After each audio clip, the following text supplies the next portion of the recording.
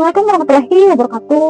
Di Emeto Story kali ini saya akan membahas mengenai seorang anak yang mengalami penyiksaan oleh ibu tirinya sampai meninggal dunia. Kasus meninggalnya anak berinisial SN berumur 12 tahun alias Nizam, warga Jampang Kulon, Kabupaten Sukabumi, yang diduga dianiaya oleh ibu tirinya berinisial TR terus berkembang. Berdasarkan keterangan dari keluarga serta pihak kepolisian, Nizam awalnya tinggal di pondok pesantren dan dipulangkan menjelang bulan puasa. Jadi karena menjelang bulan puasa, semua santri-santri ini dipulangkan gitu. Kalau bahasa sekolah umum mungkin diliburkan dulu. Nah, ayahnya dari sang korban, Anwar Satibi atau AS, mengatakan anaknya sempat menunjukkan tanda-tanda tidak sehat setelah di rumah bersama ibu tirinya yaitu PR. Nizam mengalami sakit demam tinggi dan luka-luka di tubuhnya. Jadi ada kayak luka-luka bakar. Jadi kulitnya itu kayak melepuh gitu di beberapa area badannya gitu ya. Dan ibu tirinya bilangnya itu diakibatkan karena demam tinggi. Namun Nizam menyebut bahwa dia dipaksa minum air panas oleh ibu tirinya. Dan juga terdapat luka bakar dan memar di tubuhnya yang menguatkan adanya dugaan penganiayaan. Karena kondisi semakin parah, akhirnya Nizam dibawa ke rumah sakit di daerah Sukabumi. Dan ayahnya menyusul setelah menerima kabar dari istrinya bahwa Nizam sedang sakit dan meninggal. Jadi pada saat kejadian itu, pada saat Nizam sakit itu, ayahnya memang sedang tidak di rumah, gitu. Memang lagi ada urusan pekerjaan. Dan ibu angkatnya ini, ibu tirinya ini, tiba-tiba ngabarin ke si ayahnya ini bahwa Nizam sedang sakit demam tinggi katanya, dan kulitnya melepuh dan lain-lain. Lalu ayahnya ini pulang, dan mungkin karena ayahnya ini baru pulang kerja juga, kecapean, dia tidak langsung membawa Nizam ke rumah sakit hari itu juga gitu. Dia membawa Nizam ke rumah sakit itu di keesokan harinya.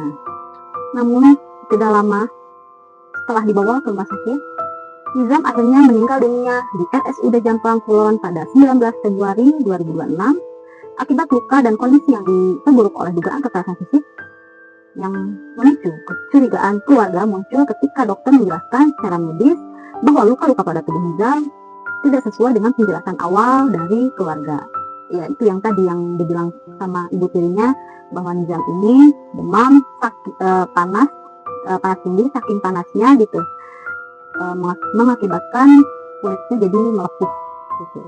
Itu kan keterangan dari ibunya. Namun secara medis itu dibantah bahwa itu tidak sesuai dengan penjelasan dari ibu tirinya. Ayah dari pihak keluarga menyatakan bahwa ini bukan kali pertama Nizam dianiaya oleh ibu tirinya, sehingga laporan lebih lanjut dibuat ke pihak berwenang. Di sisi lain, ibu kandung dari Nizam yaitu Isnawati, ia pun melaporkan mantan suaminya AS atau ya ayah kandung dari Nizam ini ke Polres Sukabumi atas dugaan penelantaran. Laporan diajukan karena ada bukti percakapan yang menunjukkan AS tidak segera membawa anaknya ke rumah sakit meski tahu kondisi korban mulai memburuk. Isnawati juga menepis isu leukemia pada anaknya serta meminta proses hukum terhadap AS dan ibu tirinya korban dilakukan secara transparan dan profesional oleh pihak kepolisian. Jadi AS, ayah kandung Nizam ini diduga lalai setelah percakapan pesan singkat pada tanggal 17 Februari 2026, dua hari sebelum korban meninggal. Dalam pesan tersebut disebutkan kondisi Nizam sedang sakit namun masih di rumah. Isnawati mengaku telah meminta agar anaknya segera dibawa ke rumah sakit, namun ia menilai respon yang diberikan tidak menunjukkan upaya maksimal untuk penyelamatan. Jadi ya tadi anaknya itu atau Nizam ini tidak langsung dilarikan ke rumah sakit pada saat tahu ya sudah terlihat gitu ya kulitnya melepuh begitu. Mungkin keinginan ibu kandungnya ia langsung bawa gitu ke rumah sakit, namun ayahnya ini malah menunda, di keesokan harinya baru dibawa ke rumah sakit gitu. Jadi ia menganggap bahwa ayahnya ini lalai dalam menangani kesehatan dari sang anak. Kasus hukum menilai tindakan tersebut berpotensi melanggar pasal 76B dan pasal 77B Undang-Undang Perlindungan Anak terkait penelantaran anak. Dan Isnawati juga mengungkapkan sudah 4 tahun tidak bertemu dengan putranya karena komunikasinya dibatasi oleh pihak dari ayah kandungnya. Ia yang kini tinggal di Cianjur, ya ibu kandungnya tinggal di Cianjur kota, membantah tudingan tidak peduli terhadap anaknya. Ia mengaku mengalami kekerasan dalam rumah tangga selama bersama AS, ayah kandung dari Nizam, bahkan sejak kehamilan, sehingga meninggalkan trauma yang sangat mendalam.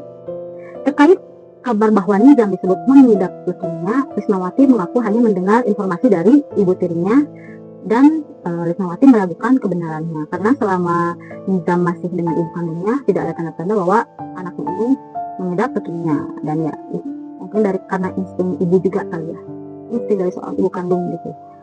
Intinya ibunya itu merasa ada kejanggalan lah gitu.